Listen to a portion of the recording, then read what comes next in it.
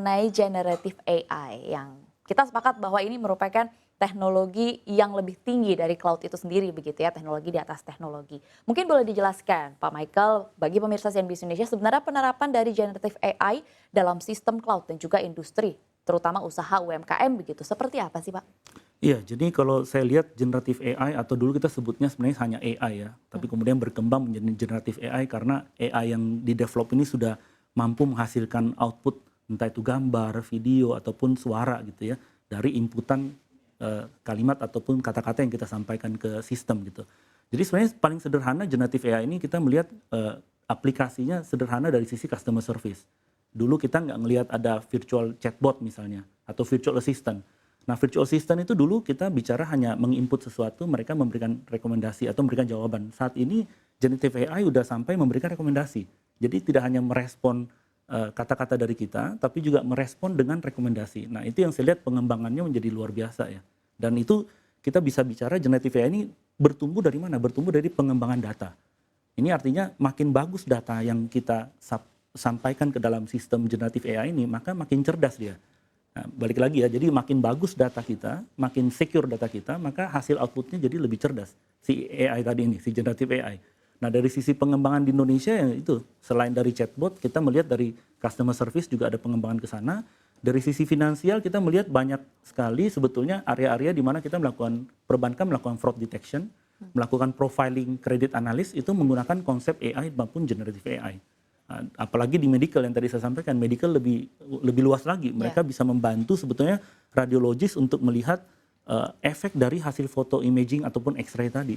Jadi kalau saya lihat tidak menggantikan fungsi misalnya fungsi orang gitu, tapi lebih ke arah complementary karena teknologi ini sebetulnya akan bisa menjadi complementary terhadap human being ya. Kita tidak menggantikan fungsi human being sebetulnya. Iya, Gitu. itu menjadi pertanyaan saya selanjutnya karena banyak yang bilang begitu kan teknologi AI yang juga diterapkan dalam cloud, kita juga merasakan begitu ada beberapa lini usaha yang juga sudah memanfaatkannya tapi malah justru mengancam sejumlah profesi begitu. Tadinya saya mau bertanya begitu, bagaimana pendapat Anda? Tapi mungkin boleh dipertegas, bagaimana pendapat kalau dari NetApp sendiri terkait dengan keberadaan AI dari teknologi cloud mengancam sejumlah profesi? Iya, jadi kalau saya lihat sih jawabannya sih dari sisi kami, NetApp kami melihat itu adalah complementary ya. Jadi kita tidak pernah melihat bahwa teknologi akan menggantikan seluruh fungsi human being atau manusia gitu. Karena balik lagi seperti layaknya contoh sederhana medical imaging gitu. Kita nggak mungkin meniadakan fungsi radiologis di area itu. Tapi bahwa itu kemudian membantu mengakses ribuan pasien dengan jangka waktu yang tentunya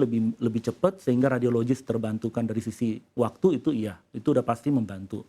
Lalu kemudian dari sisi perbankan juga sama, tidak mungkin kredit analis itu bisa dihilangkan fungsinya karena sistem ini akan membantu kredit analis untuk mengolah data itu sebetulnya seperti itu. Baik, sekarang kita masuk ke pembahasan mengenai salah satu tantangan utama yang pasti juga dihadapi oleh NetApp adalah berkaitan dengan cyber security atau ketahanan dari teknologi itu sendiri. Karena kita tahu begitu di Indonesia secara perspektif cyber security kalau dibandingkan dengan negara-negara lain ini kita masih tergolong lemah. Sebenarnya faktor utamanya adalah karena penetrasi internet di Indonesia memang cukup tinggi tapi untuk bagaimana cara menghadapi banyaknya perubahan ini masyarakat Indonesia ini masih belum teredukasi bisa dikatakan. Nah, kalau dari NetApp sendiri melihat bagaimana Anda mengolah atau menghadapi tantangan utama terkait dengan cyber security di Indonesia ini sendiri? Ya, jadi kalau kita berbicara mengenai ketahanan cyber ataupun keamanan cyber ya, tentunya tidak terlepas dari digital literacy atau bagaimana rasio dari penduduk kita di Indonesia untuk mengerti di area digital. Contoh paling sederhana sebetulnya serangan cyber itu di industri atau di retail seperti kita adalah bagaimana kita mengakses misalnya email ataupun WhatsApp gitu kan. Pada saat kita mendownload file yang mungkin tidak sesuai, tentunya informasi yang kita punya, kredensial kita bisa diambil oleh pelaku tersebut. Bayangkan kalau kemudian itu terjadi di skala lebih besar, misalnya contoh di perusahaan. Kalau kemudian data itu bisa diambil oleh malware ataupun dari kejahatan cyber itu luar biasa implikasinya. Jadi kalau di kami sendiri NetApp melihat bahwa menurut survei yang dilakukan oleh third party, kita melihat bahwa Indonesia sendiri dikategorikan sebenarnya menjadi urutan ke-8 dari 10 negara dengan potensi kehilangan data dari internet sendiri ya. Dan dari survei lain mengatakan bahwa di antara sekian negara kita berada di peringkat 47 dari negara-negara yang secara cyber security rasio itu di peringkat yang kurang bagus. Nah tentunya ini saya lihat bahwa ini menjadi tantangan dari industri dan tantangan dari kami sendiri di NetTap gitu ya. Kalau kita melihat NetTap, kita menyediakan sebetulnya beberapa alternatif solusi untuk menghadapi kondisi tersebut. Antara lain kami sebetulnya yang tadi kita sampaikan artificial intelligence, kami mengembed artificial intelligence tadi atau kecerdasan buatan tadi ke dalam produk kami sehingga kami memberikan produk inovasi yang lebih baik dalam konteks kita mampu mendeteksi adanya serangan ransom. Nah ini yang mungkin menjadi tantangan penting karena kalau kemudian ada sistem penyimpanan data yang mampu mendeteksi terjadinya serangan itu sudah menjadi bagian yang sangat menarik dari pertahanan cyber sendiri karena untuk bertahan dari cyber itu data merupakan pertahanan data adalah sebenarnya pertahanan terakhir dari ransom ya, serangan cyber itu sendiri gitu. Nah itu yang kami bisa lihat bahwa di NetTap kami sebetulnya menerapkan fungsi AI tadi untuk membantu kami memberikan solusi yang lebih baik lagi kepada klien-klien ataupun industri di Indonesia gitu. Dalam konteks cyber security. Ya baik, tapi apakah pendekatan menghadapi tantangan-tantangan dalam cyber security di konteks secara keseluruhan apakah sama dengan konteks generative AI atau dalam konteks teknologi cloud? Iya, Pak jadi Michael? kalau kita berbicara cyber security prevention atau pencegahan tentunya secara tradisional pencegahan itu dilakukan banyak di sisi jaringan atau di sisi perimeter network gitu. Karena untuk memastikan sebenarnya kalau kita berbicara rumah, gerbang, kemudian CCTV kita itu kita siapkan sehingga kita mengantisipasi yang akan masuk ke dalam. Nah itu adalah dari sisi tradisional cyber security approach gitu ya, pendekatan lama. Tapi pendekatan yang lain kami lihat adalah yang tadi saya sampaikan bahwa pendekatan dari sisi data itu sendiri karena yang pengen diambil oleh si kejahatan cyber itu sebenarnya kan adalah datanya. Nah, kami melihat data ini bukan cuma sekedar bernilai tapi juga sangat rentan. Sehingga membangun infrastruktur yang berbasis pada data yang kita proteksi datanya secara lebih aktual itu lebih baik. Itu menjadi pertahanan terakhir dari cyber itu sendiri. Nah di NetTap yang tadi saya sampaikan kita benar-benar memberikan assurance kepada customer andai kata terjadi serangan cyber kita mampu memberikan atau membalikan data ke tahap di mana sebelum terjadi serangan tersebut. Paling tidak secara operasional kita bisa menurunkan sebetulnya waktu dari terjadinya disaster terhadap operasional time itu yang kita sebut dengan downtime.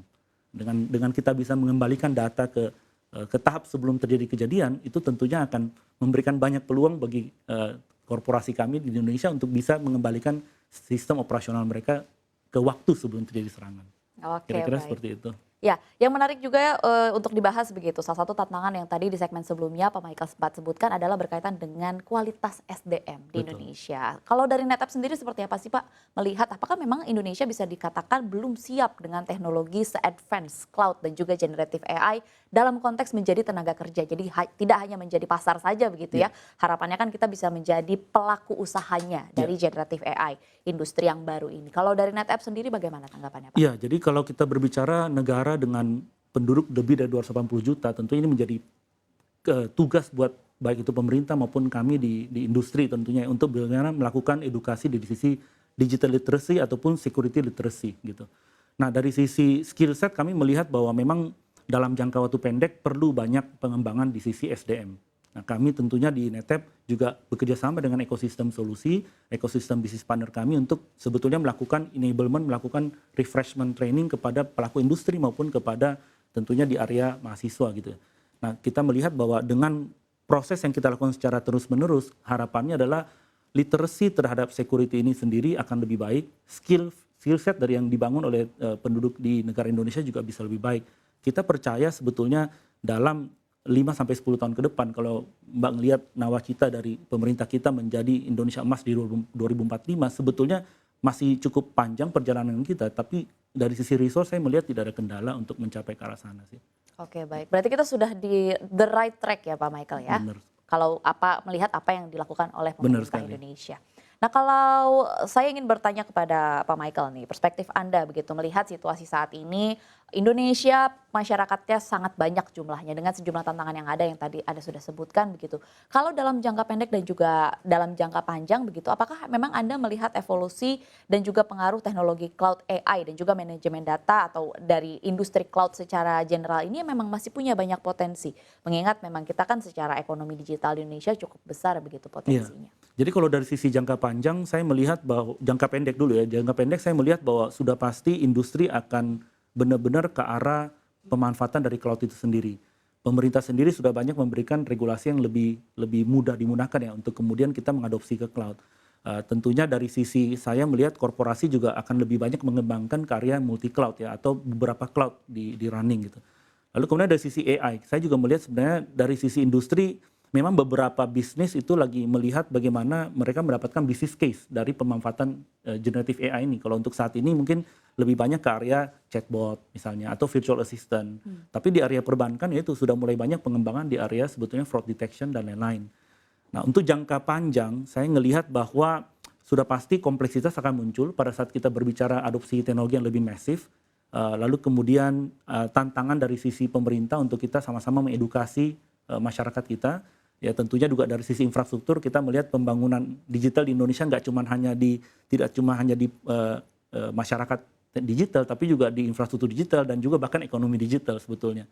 Jadi kalau saya lihat secara overall sebetulnya 3 area tadi, artificial intelligence, teknologi cloud, ataupun data management ini menjadi satu area yang berkesinambungan sebetulnya. Dan di NetApp kami melihat pada saat kami menyediakan satu platform penyedia data untuk terintegrasi secara seamless atau transparan dengan cloud maupun AI, ini merupakan fondasi yang bisa dimanfaatkan oleh instansi maupun korporasi di Indonesia.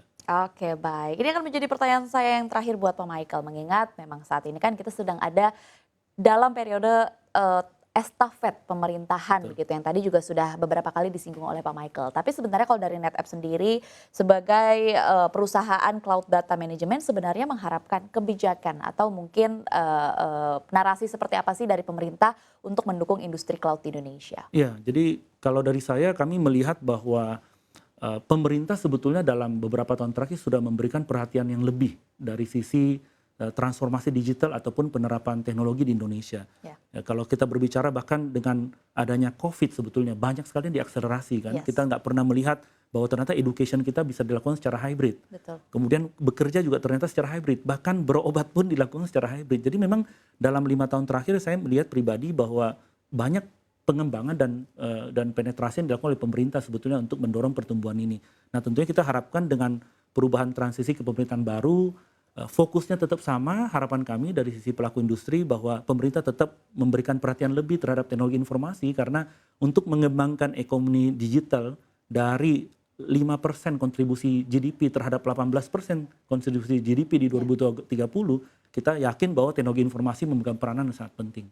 Dan di sanalah kami melihat bahwa kami NetApp tentunya bekerjasama dengan ekosistem solusi ingin terlibat lebih jauh dalam konteks bagaimana kita membangun nawacita dari negara kita itu which is menjadi Indonesia Emas di tahun 2045. Untuk mendukung mimpi besar Mimpi Indonesia besar kita, Emas benar. yang juga salah satunya adalah berkontribusi secara ekonomi, Betul. secara makroekonomi di Indonesia lewat ekonomi digital itu tadi Betul. ya Pak Michael.